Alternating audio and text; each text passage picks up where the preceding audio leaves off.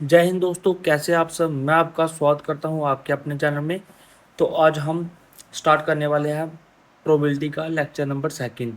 तो इस लेक्चर में हम क्या करेंगे, सबसे पहले प्रोबेबिलिटी के पहले लेक्चर में हमने कॉइन के बारे में पढ़ लिया था और उसके क्वेश्चन किए थे। अब इस लेक्चर में हम डाइस और कार्ड्स के बारे में पढ़ेंगे, इसके रिलेटेड क्वेश्चन करेंगे।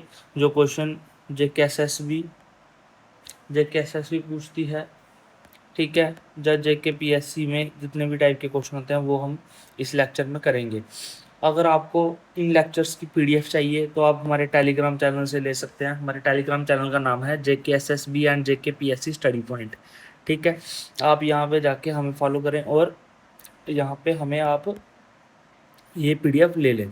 तो स्टार्ट करते हैं। डाइस डाइस क्या है बेसिकली, इसमें एक आपने ऐसे रोल कर की हुई चीज़ देखी होगी जिसमें कुछ नंबर्स लिखे होते हैं, ठीक है। एक जगह से वन, ऐसे पॉइंट होगा 1 2 3 4, ऐसे 6 होंगे। टोटल 6 फेस होते हैं इसके, ठीक है। और मतलब 6 फेस होते हैं और 6 नंबर होता है। हर एक फेस पे डिफरेंट डिफरेंट नंबर होता है, ठीक है। तो अगर एक डाई रोल करें हम, अगर एक डाई रोल करें तो हमारे पास सैंपल स्पेस क्या आ सकती है, क्योंकि एक डाई के ऊपर 6 डिजिट हैं। तो 1 आ सकता है, 2 आ सकता है, 3 आ सकता है, 4 आ सकता है, 5 आ सकता है, 6 आ सकता है, अगर एक डाई को हम रोल करें। But on the other hand, जैसे देखो ये एक डाई आ गई ना, अब ये आ गया सैंपल स्पेस। थोड़ा सा इस पर आपको और अच्छे से क्लियरिफाई करवाता हूँ चीज़ें। देखो, जब 1 डाई हुई, ठीक है, तो हमारे पास सैंपल स्पेस क्या आई, 1 आई, 2 आई, 3 आई, 4 आई, 5 आई, 6। क्यों? क्योंकि इस डाई में इतने डिजिट होते हैं, ठीक है। अब अगर हमसे कोई पूछे प्रोबेबिलिटी ऑफ इवन नंबर, ठीक है, इवन नंबर आने की क्या प्रोबेबिलिटी है, ठीक है। तो मैं क्या करूँगा, 1 2 3 और टोटल कितने हैं 6, तो 1/2 आ गया, ठीक है। प्रोबेबिलिटी ऑफ ऑड नंबर, ठीक है, तो मैं निकालूँ 1 2 3, तो मतलब 3/6, टोटल नीचे 6 है ना, तो ये आ गया, ठीक। ऐसे करके हम कुछ भी निकाल सकते हैं, ठीक है। अब ये तो हो गया एक डाई का केस। एक डाई का केस आ सकता है बट कम आएगा, जैसे जैसे उन्होंने पैटर्न बढ़ाया है तो आगे जाएंगे वो। अब अगर दो डाइस का केस देखें, क्या करें, दो डाइस का केस देखें, ठीक है। दो डाइस का केस देखते हैं, ठीक है।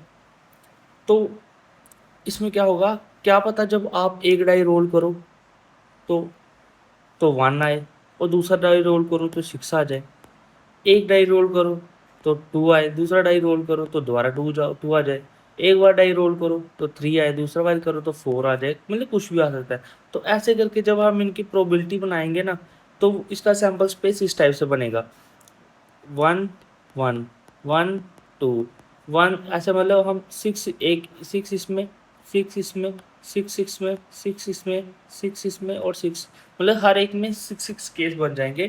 टोटल ये 6 × 6 मतलब 36 केस बन जाएंगे, ठीक है। और उसको हम निकालते कैसे हैं, बेसिकली एक डाई के रोल में 6 केस बनते हैं, ठीक है। एक एक डाई के रोल में 6 केस बनते हैं, ठीक है, 6 केस बनते हैं। तो एन, अगर नंबर ऑफ डाई एन हो तो एन 6 की पावर एन आ जाएगी। तो यहाँ पे दो डाई है तो 6 की पावर 2 इज इक्वल टू 36 हमारे पास टोटल केस बन जाते हैं, ठीक है। अब देखो एक इसमें ये क्वेश्चन है जो मतलब बहुत ज़्यादा प्रोबेबिलिटी है आने की, इस टाइप का क्वेश्चन। वो आपको ये पूछ सकते हैं कि हम दो डाई रोल करें तो क्या प्रोबेबिलिटी होगी कि हमारा सम 8 आ जाए, सम 9 आ जाए, सम ऐसे आ जाए, ठीक है। सबसे पहले जहाँ तो आपके पास दो तरीके हैं। एक क्या होगा आपके पास, आप यहाँ पे आओ, या आप पूरी सैंपल स्पेस बनाओ, ठीक है। फिर उसके बाद ढूंढो कि भाई 8 कहाँ बनेगा। एक 8 बनेगा यहाँ पे, एक यहाँ पे, एक यहाँ पे, एक यहाँ पे और एक यहाँ पे, ये 8 बन रहे हैं, ठीक है। फिर आप इन सबको लिखोगे यहाँ पे, तो ये आ गया। टोटल कितने बने, 5 केस बने, टोटल कितने थे 36, ये आपका आंसर आ गया। बट पेपर में इतना लिखना और टाइम वेस्ट करने से अच्छा मैं आपको एक शॉर्टकट ट्रिक बताता हूँ। देखो, अब ये याद रखो, अगर सम पूछा हो 2 और 12 तो सैंपल स्पेस बनेगी 1, तो मतलब 1/36 आंसर। अगर 11 हो तो 2/36, अगर 4/10, अगर 4 बाय 4 और 10 हो तो 3 बनेगी, अगर 5 और 9 हो तो 4 बनेगी, अगर 6 और 8 हो तो 5 बनेगी। देखो जहाँ पे क्या है 8 से हम पूछा था तो 5 बना, ठीक है। तो 5/36 आंसर आ गया, ठीक है। 7 हो तो 8 बनेगा, ठीक है। एक तो ये तरीका आ गया, याद कर लो। दूसरे नंबर आप क्या करो, बस इतनी सी चीज याद कर लो, ठीक है।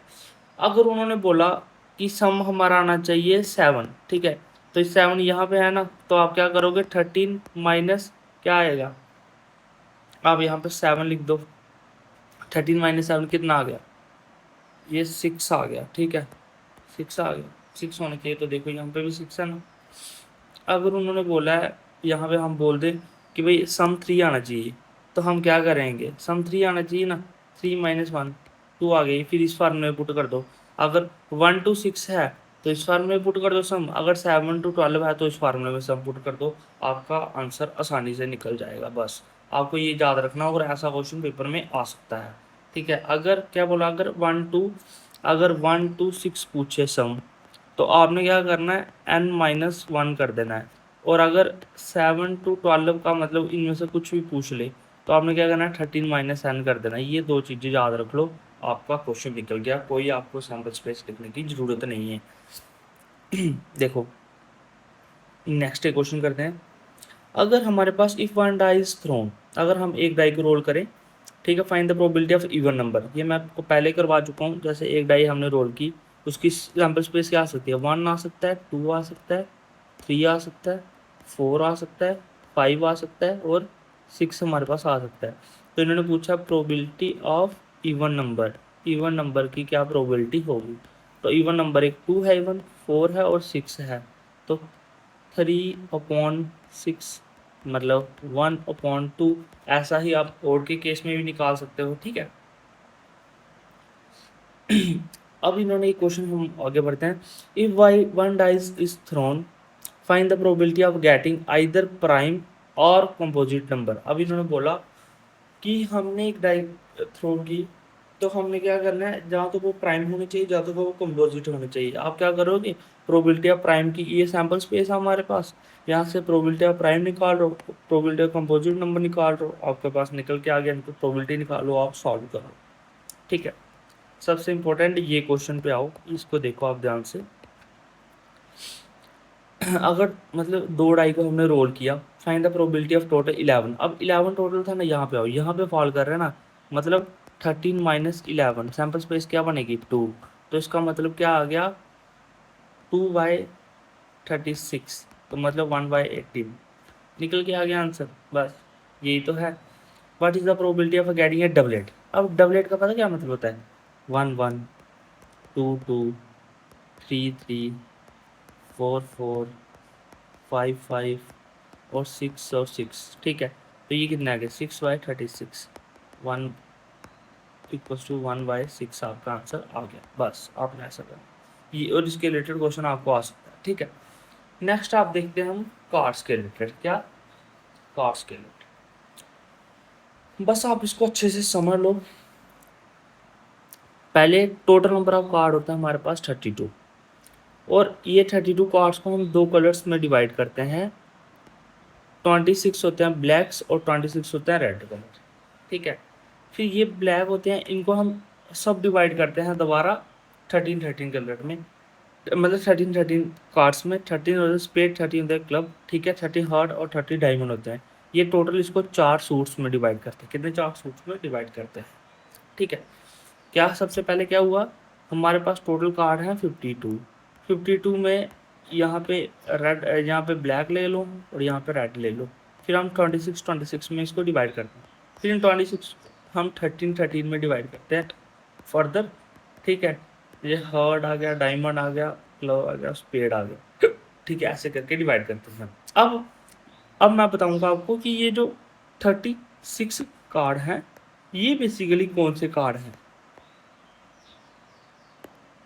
इन 36 कार्ड में क्या क्या आता है। सबसे पहले हर एक 36 जो मतलब 13 कार्ड है, इसमें आएगा, एक आएगा किंग, सेकंड नंबर आएगा क्यून, एक आएगा जैक, ठीक है, एक आएगा क्या, एस। ये 4 कार्ड होते हैं, ये तो आएंगे आएंगे, ठीक है। उसके बाद नंबर होगी, काउंटिंग होगी 2 to 10, ये होते हैं हमारे पास नंबर कार्ड। क्या होते हैं, नंबर कार्ड। बस ऐसे ही ये 13 कार्ड सब में होंगे ऐसे करके, बस उनके डिफरेंट कलर, ये 30 स्पेड के होंगे, ये 13 क्लब के होंगे, ये 13 हार्ट के होंगे, ये 13 डायमंड के होंगे, ठीक है, इसी टाइप के होंगे। अब आपको इसमें और क्या याद रखना है कि फेस कार्ड और पिक्चर कार्ड होता है टोटल 12, कितने होते हैं, 12, ठीक है। ऑनर कार्ड होते हैं 16, ठीक है। अब हम एक क्वेश्चन निकालते हैं, find the probability of drawing A red S. अब रेड एस निकालना है, सबसे पहले तो टोटल नंबर ऑफ कार्ड कितने होते हैं, 32। अब हमने बोला था भाई 52 को जब हम डिवाइड कर देंगे 26 और 26 में, और इन्होंने क्या बोला, रेड मतलब यहाँ से, अब यहाँ पे 13 इधर आ गए, 13 इधर आ गए, एक रेड एस इधर भी होगा, एक रेड एस इधर भी होगा, तो 2/22 और आ गया 26, ठीक है।